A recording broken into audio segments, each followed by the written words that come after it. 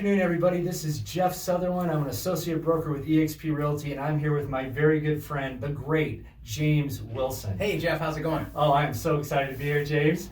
You know, we're going to start off today, and this is the first time James and I have done this together. This is exciting. We've got over 40 years of experience? Yeah, I think that's what we calculated. Yeah, something like that. So, you know, I think between the two of us, we've sold a few hundred homes and several hundred homes. Yeah.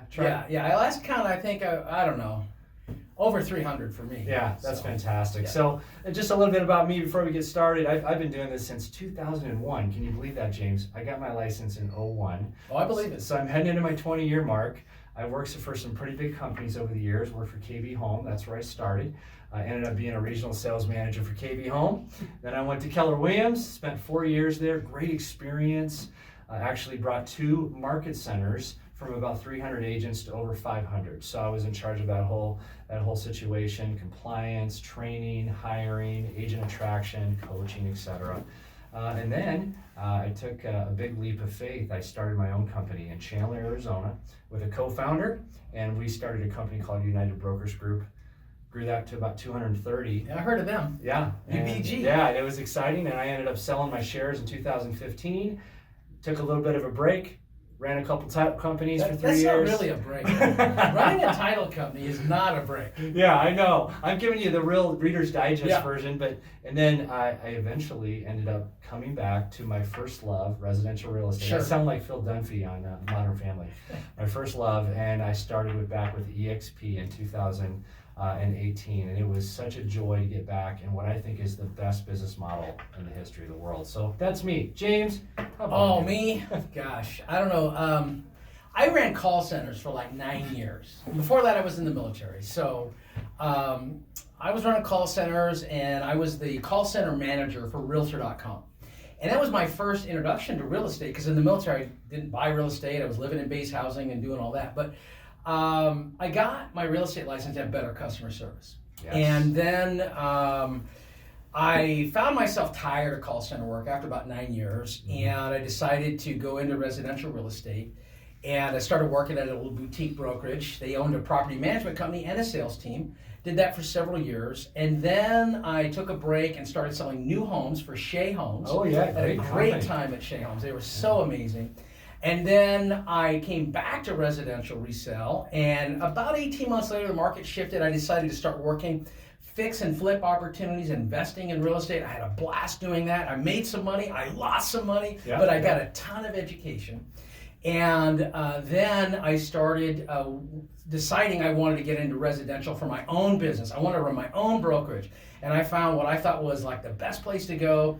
And I've pretty much been working in that environment since 2006.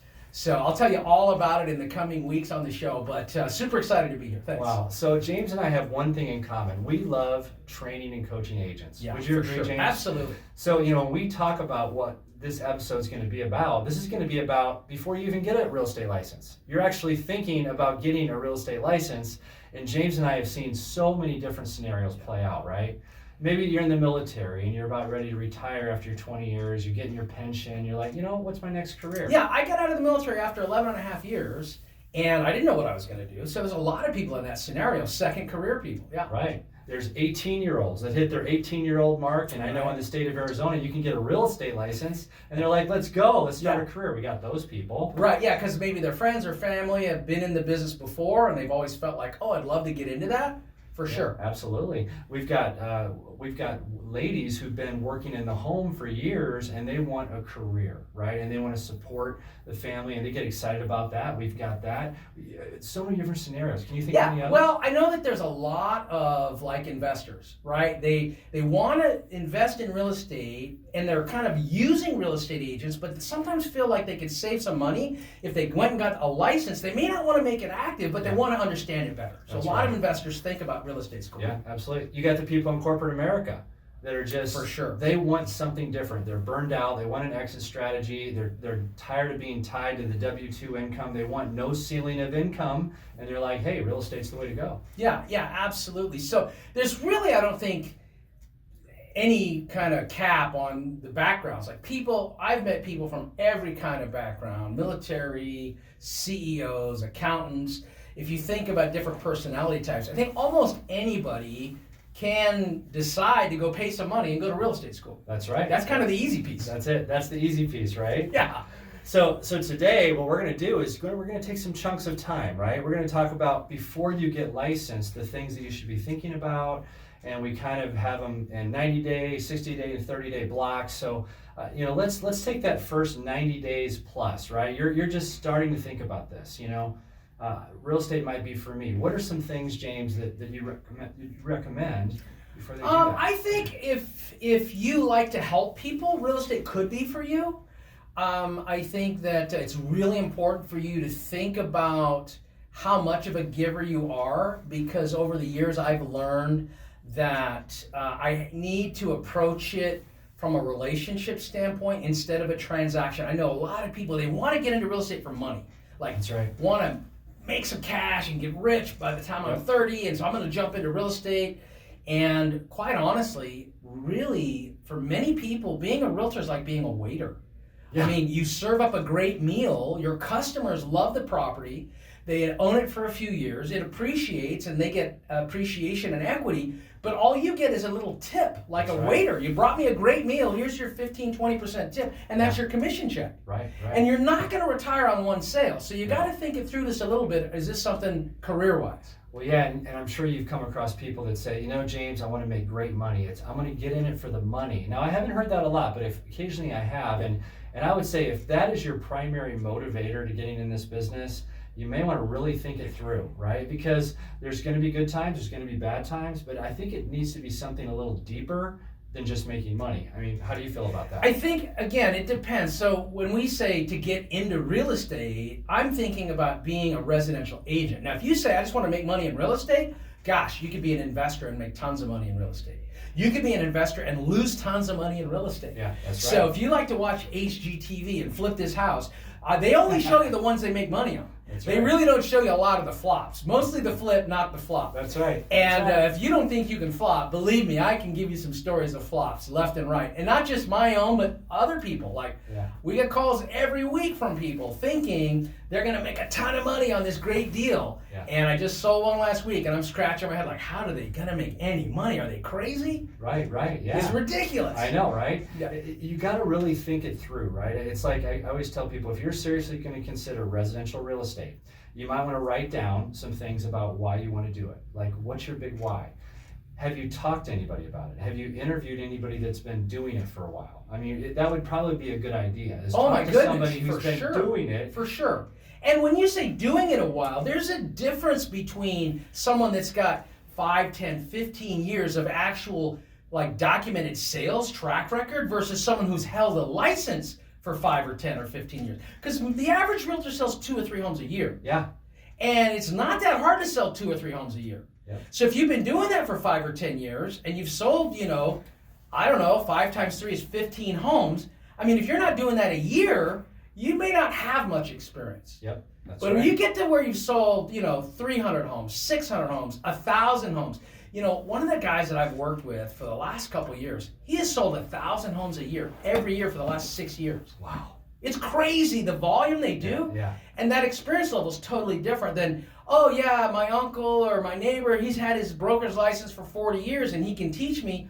He can teach you a few things, but you really have to think through, like you're saying, like, what is your why? Are you trying to just be a solopreneur and you just want to like control your schedule and you want to help some clients and make some money and set your own schedule and have time freedom, the quote unquote time freedom of real estate? Yeah.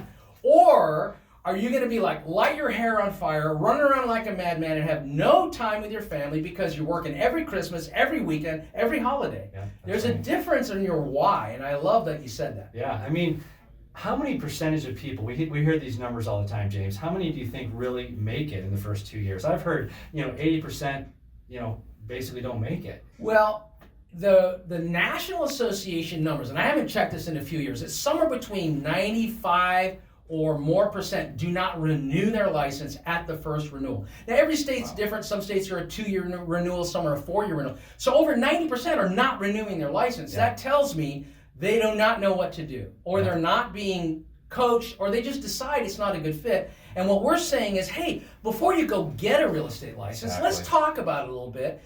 take our experience and let's walk you through some things to consider. If you're thinking about residential real estate, we've got some amazing tips. I call them hacks. Yep. And if we can help you, we'd love to help you because we're givers. And at the same time, maybe you determine this is not for you. Because there's some people who should not do residential real estate. I can't tell you how many people over the years I've actually coached out of the business. Oh, yeah. And you know what? It was a good thing. They thanked me. They're like, Yeah. thank you for being truthful with me. It's not for everyone, but the people that decide to do this and go all in, it can be a very fruitful career. Yeah. You know, and we're going into my 20th year. How many years have you done this? Well, I got my license 2001 as well, so 19 years. Oh my gosh, that's fantastic. Yeah. Yeah. So there's a lot of things you got to start thinking about as you contemplate if you want to get your license. Another one I often bring up is it's good to have a budget.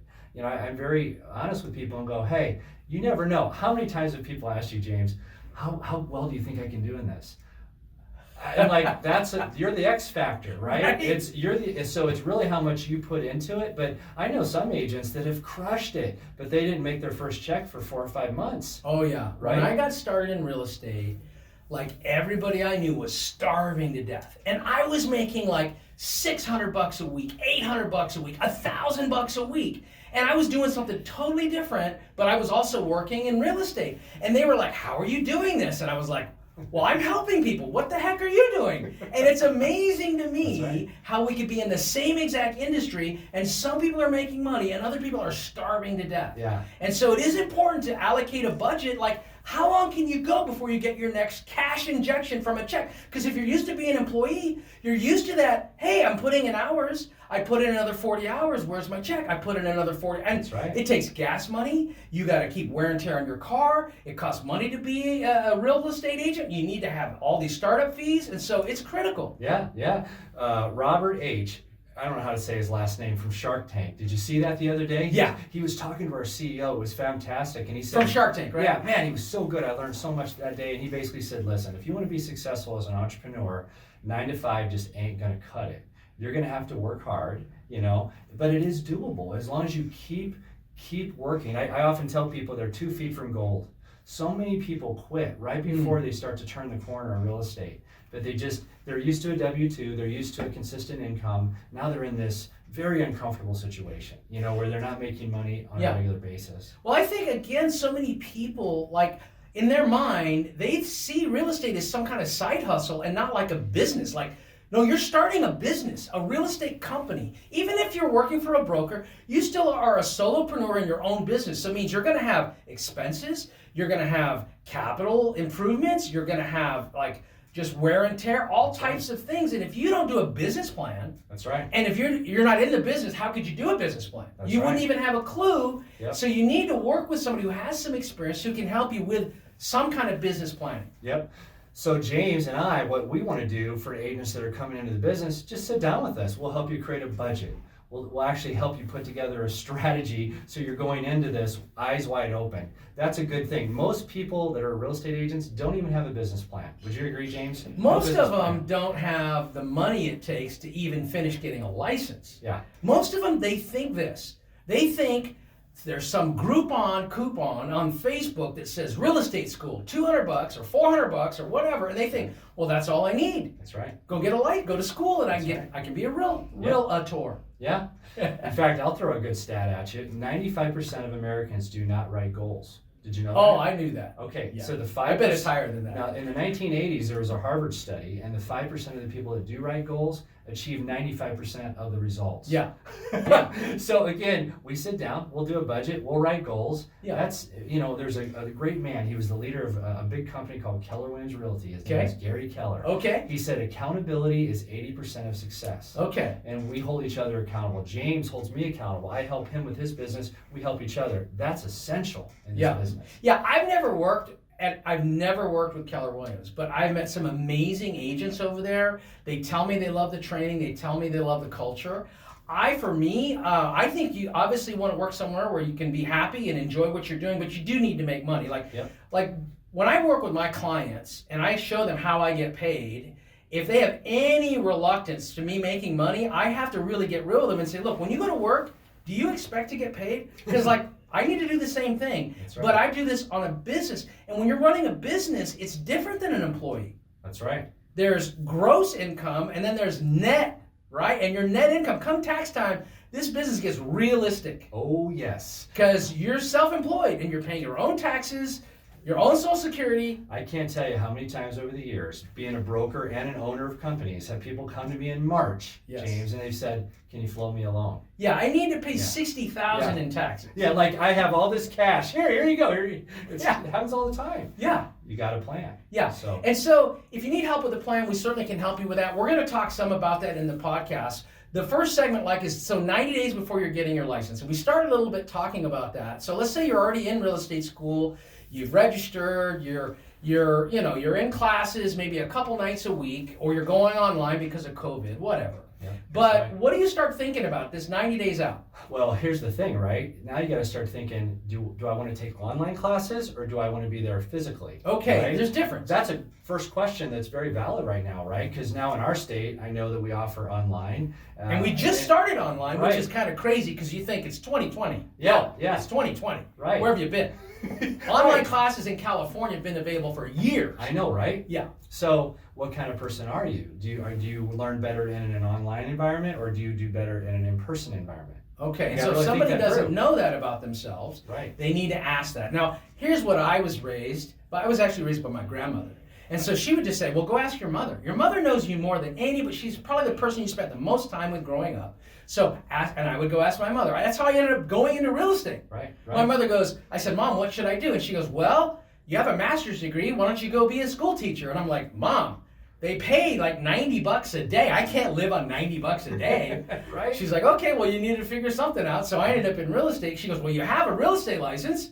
Why don't you go use that? And I went, yeah, I'll go try that out. That's it. So that's kind of cool. Yeah, But really getting clear on that business plan and understanding. So I'm in school, either I'm in person or I'm online, and 90 days before I go and take my test, there's some things I need to be thinking about. Yeah, in fact, one of those would be, is the school good at getting people to pass the test? Oh, wait a minute. Their pass rate should be important. Yeah. Not the low fee for the class, Right. but how well, the quality of the instruction Yeah. or the instructor, because what is the school really teaching me? Is it teaching me how to do real estate, or is it teaching me the testable items That's right. for the state and the national Yep. exam? It's a lot like college, my friends. It's regurgitation of information, right? Which school is good at getting people to pass the test? You need to be looking into that. It's one of the first questions I asked before I went in. Yeah. So no matter where you live in the world, if you're looking for schools and you're trying to figure out where do you go,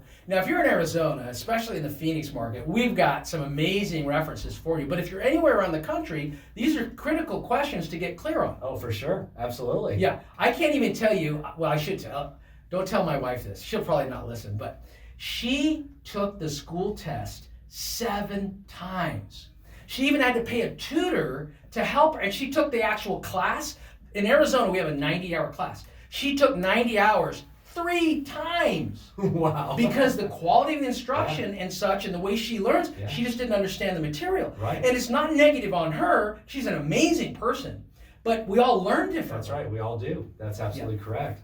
You know, the other thing you should look at is, here's the good part about real estate. The barrier of entry is quite low. Oh my gosh. Where else can you go get into a business and get an official license where a state certifies you to practice a particular profession and get into a business for less than $1,500 and have a ceiling of income that is unlimited? Where else does that happen? Right. And it's the total equalizer, by the way.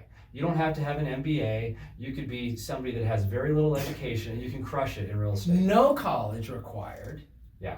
You just need to be 18 years old. You need to pay a fee and you need to attend some hours, pass some classes, and go take a test. Yep, that's it. And if you pass it, the state says, well, you're an expert. Yeah, that's right. Go get him, killer. That's it.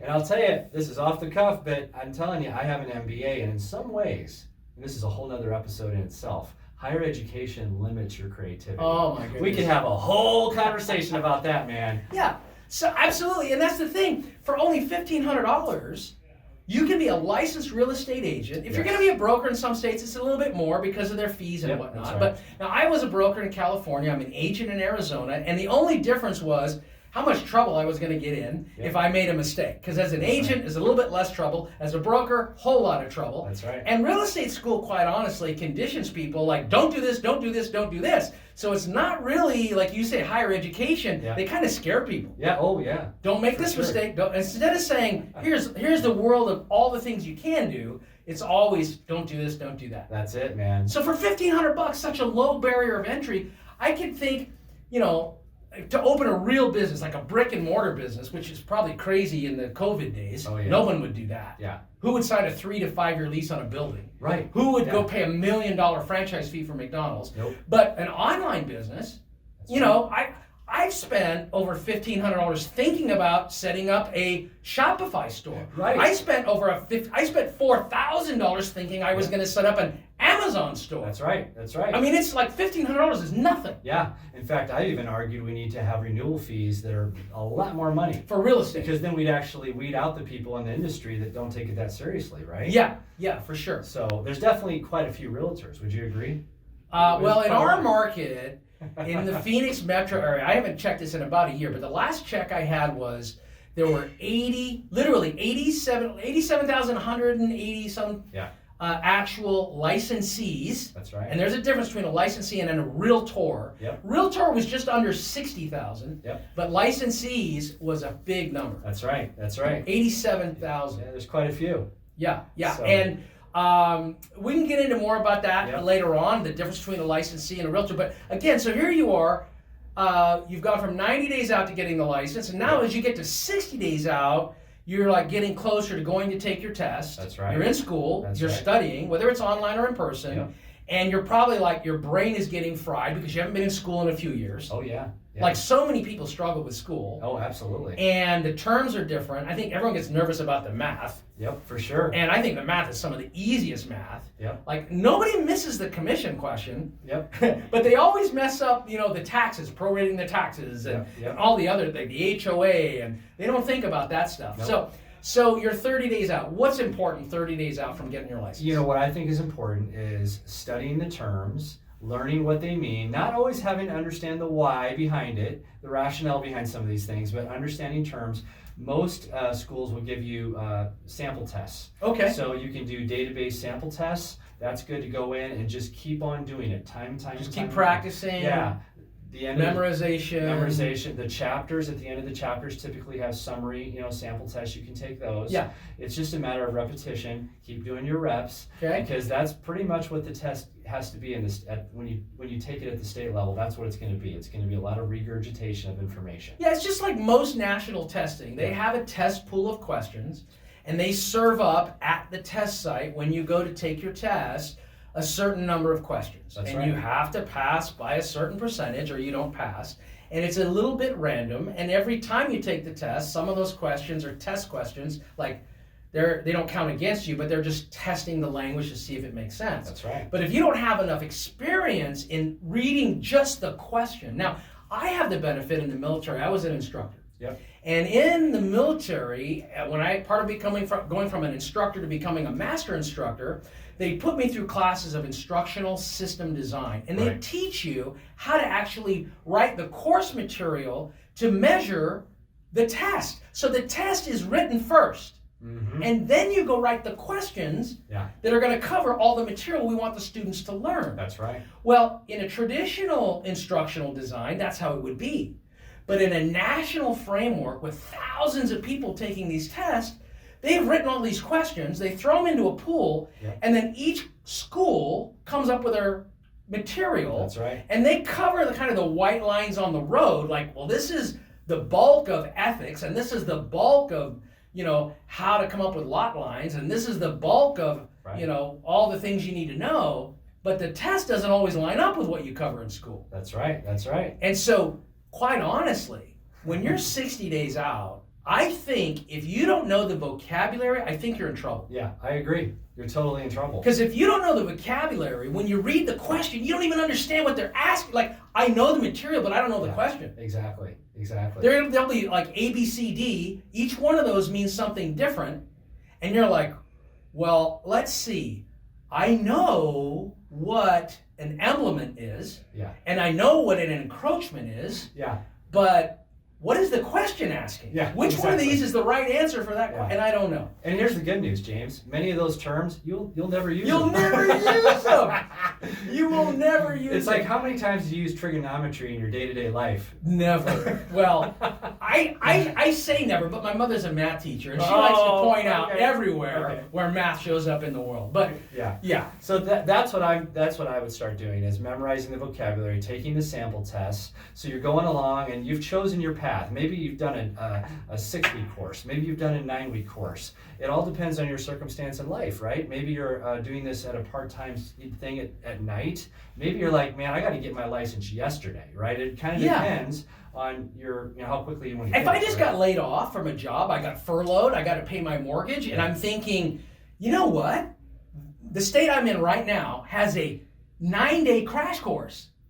I could go take my, furlough check or my government check, and I could go jump into school, and in 9 days I could have that thing knocked out. That's right. Doesn't mean I know how to sell real estate, but by golly, I could probably pass that test. Yeah. If the objective is to pass the test, Right. you can get it done pretty quickly. You could. You'll be exhausted, right? But you can Yeah. do it in 9 days. Now, for me, I took 6 months. I was running a call center full time, Yeah. and I was going at night from 6 to 10 o'clock at night. And I took 6 months to go through the class. That's right. I remember I was working at Intel Corporation, working from 10:30 to 6 a.m. Yeah, So I'd go to real estate school from 6 to 9 or Yeah. 6 to 10. yeah, Yeah, it was unbelievable. yeah. I was running the call center at Realtor.com up in Scottsdale, and I would get off work at 5:30, and I'd zip on down to the real estate school, and I'd go from 6 to 10 at night.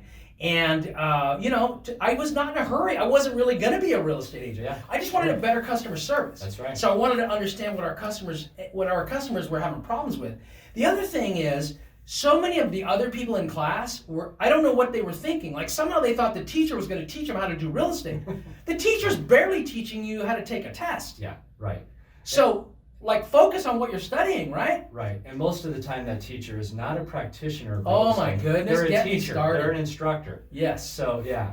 So we're getting kind of in the crunch time. We're getting down to that 30-day mark. Right. And this is what will happen. This is interesting. Things will start to change. You may end up getting some phone calls. Oh. Because these brokers that are out in the marketplace, they have your name. Well, they rented a See, list from yes, the school, they, didn't they, they? they are paying a school of lists to get your name, and guess what? You're going to get a call. So at that point, what we would recommend is, I say, go interview some people. If you're going to be very zealous and you have time on your hands, and you're like, man, I got this. I'm going to pass this test. Take some time and go meet some multiple people. Why would that be a good thing, James? Well, I think it's always good to come from a position of strength, of confidence, and the way you do that is you get experience. And when you get experience, you can feel like you have options. And that's really what you want. You want to be in a state of resourcefulness. Right. And if you don't have many resources, you may feel a bit stuck. Yep. So by interviewing several different brokerages, you can feel like you have options. And you can start to figure out what sounds good and also be a detective and ask a bunch of questions. That's right, because ABC broker may not be for you.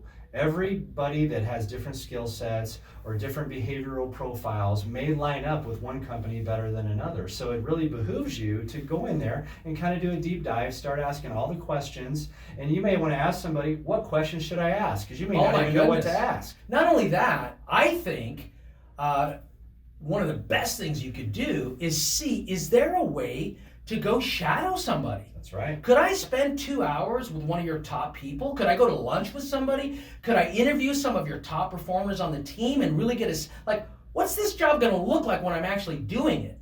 Yeah, I think that's really critical. That's right. Because, you think you want to be a real estate agent, Yeah. but what does that job look like? That's right. I mean, I came from the call center background, and if somebody told me it's going to be just like being in a call center, you're going to be on the phone all day, I might have said, yeah, I don't want to do that. I'm tired of being on the phone all day. Right, yeah. You might decide it's not for you. Could And that's be. not so bad either, right? Yeah. I mean, you really need to take that time, and if you're smart, you're going to take that time and do that. But here's the thing: you might get too deep into that. So you have to really kind of manage your time well, because I don't know about you, but if I focus on too many things at once, I struggle with one thing, Sure. right? So it's like I wouldn't be able to pass the test if I'm out interviewing 6 different people. Right. So you have to kind of do it at your pace and what Yeah. works for you.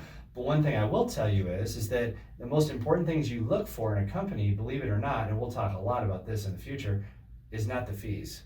It's the people. It's the leadership. It's the training. It's the culture.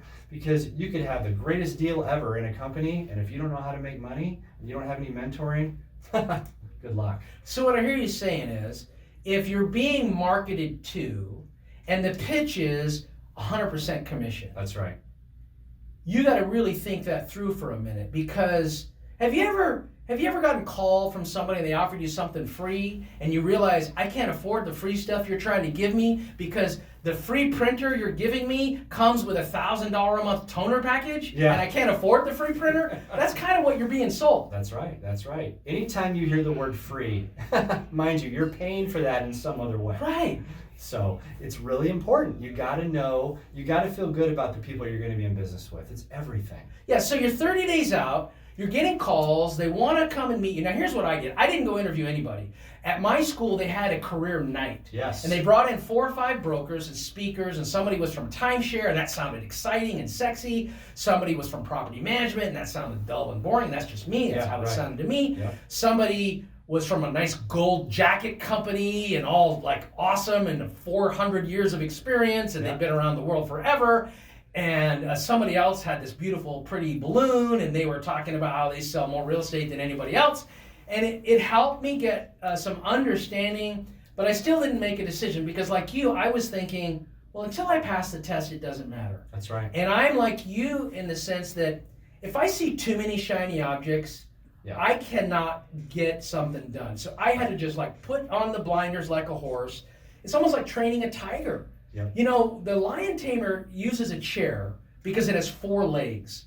And because you come at that lion or the tiger with the 4 legs on the chair, it doesn't know what to attack because it doesn't know how to focus on just one thing. That's right. And that's kind of how I approached it. Yeah, and the thing is you don't have to make a decision on where you're going to go before you've even taken your test. I'm giving you some extra credit ideas. Yeah. Like it all depends on how excited you are and how pumped up you are to get this going. Like another thing that I'd share is as you're getting closer to your test, if you're like, hey, I got this, I got it down, then take some time and start writing down people you know or put them on an Excel spreadsheet. Why would that be a helpful thing? Well, because in business, you've probably heard time is money. Yeah. So as soon as you get your license, and I think of it as a license to print money or a license to go help people solve their real estate problems. And so when I'm ready to start, I don't want to then take another 4 to 6 weeks planning to start. I want to start. Exactly. How many times have you seen people get their license and then they start interviewing and they go 4 weeks interviewing everybody. Before you know it, you're looking at 5 weeks and then they got to get trained. Or 5 months, Yeah. right? Because their personality is such that they're methodical, they're measuring risk analysis, That's right. they got to figure out what part of town do they want to work, they got to figure out what price point. So I do think, you want to start building your personal list of friends and family that could support you as you launch a business. Yep. Like if you were going to have a restaurant, wouldn't you invite everybody to come taste the food and give you feedback? Absolutely. Come test. We are going to do this amazing steak, and I know you eat steak. You eat occasionally. Come by and check out our steak. That's right. We're going to start doing lunches. Come give me feedback on the fish. Whatever it is that you serve, you want their feedback and their loyalty because it's their word of mouth that's going to help you grow your business. Yep.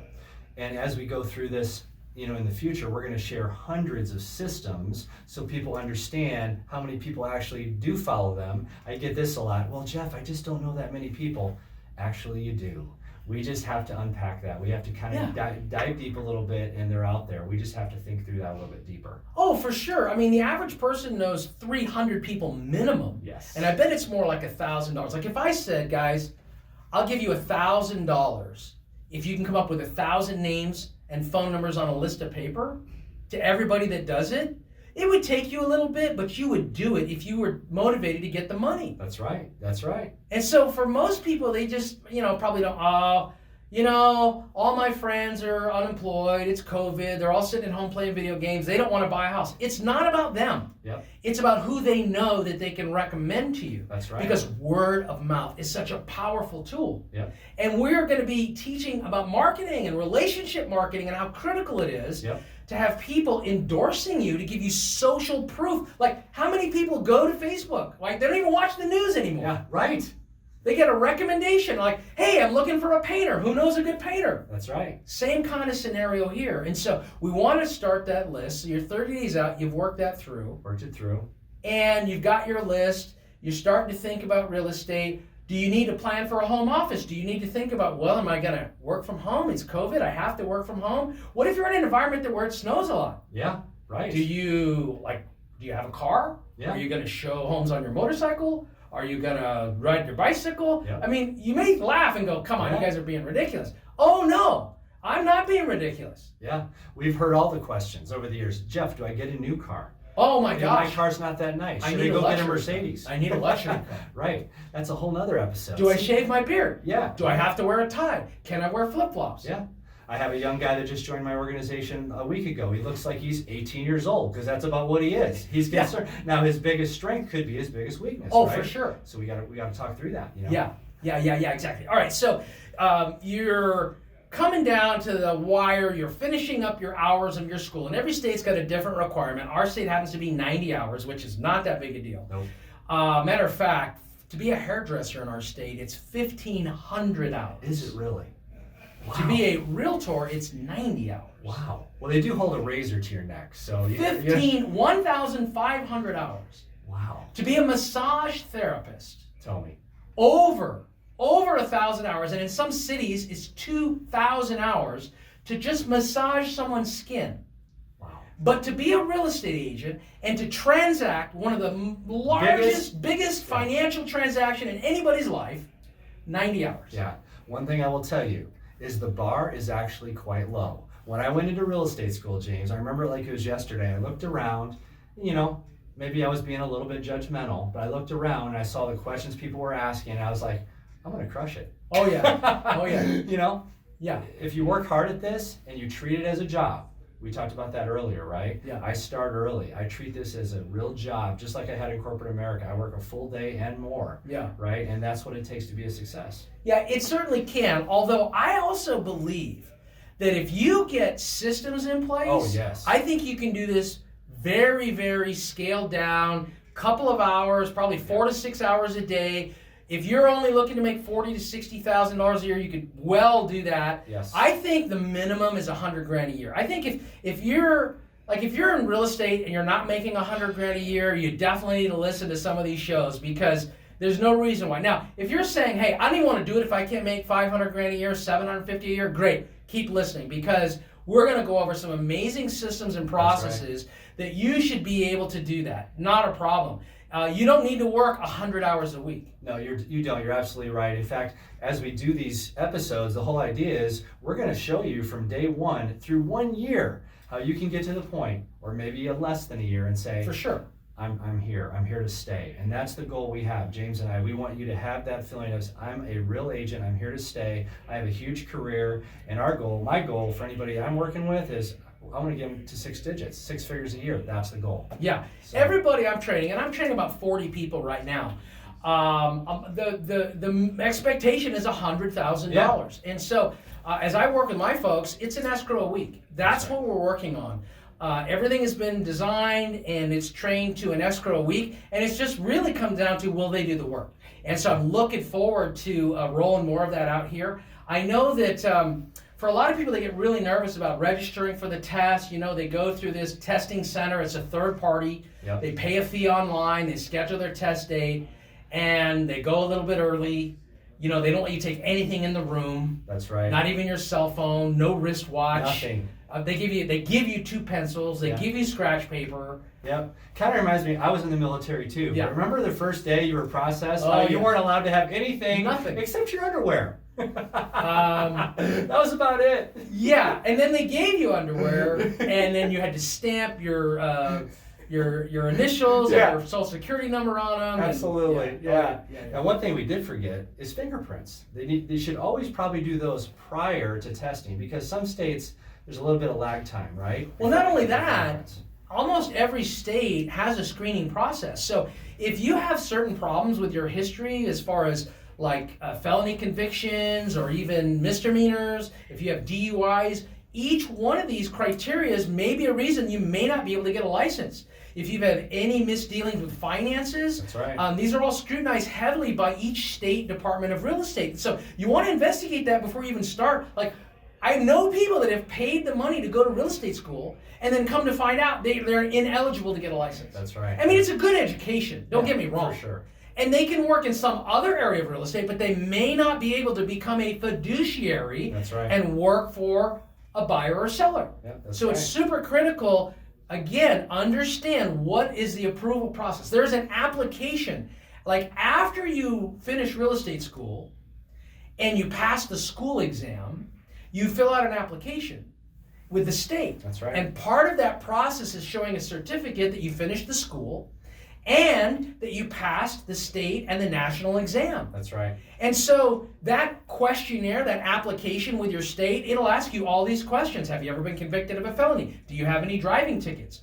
Have you ever bounced checks? These are all questions that they're going to dig into. And a lot of people get put on hold because they got to do these background checks. Yep, that's right. And in our state, they do a fingerprint card. The whole deal. They're looking for all types of, crimes. And, Yeah. you'd be surprised how many people move from other states thinking, well, I can just go get a real estate license. Like, Yeah. well, not if you're wanted in another state. That's right. They're going to run your fingerprints. They're going to find you out. Yeah, yeah. So we've taken everybody from like 90 days plus, Yeah. right? Different scenarios, different people at different circumstances, all the way through to where you go to that testing site Yeah. and you pass that puppy. Is that a good feeling or what? I got to tell you, when I took my test and I walked out, the testing proctor, whatever you call him, he goes, so how do you do? And I go, you know what? I don't even know where those questions came from because half of that stuff I don't remember seeing anywhere in class. Right. And that's what I was saying earlier. Yeah. They have a test pool bank of questions. That's It has right. nothing to do with the class almost. And you know what? He goes, congratulations, you passed. And I went, well, I don't know how the heck that happened. It blew my mind, but I Yeah. was so relieved That's to be right. done with that test. That's right. It was one of the best feelings I've ever had. Yeah. Is walking out of there with that thing and saying, I passed, now I'm ready to go sell real estate. That's what I thought Yeah. too. And then I found out, whoa, hold on a second. We need an application for the state. We need this little piece of paper that says you passed. Yep. We need the certificate from your school that says you passed the school test. That's right.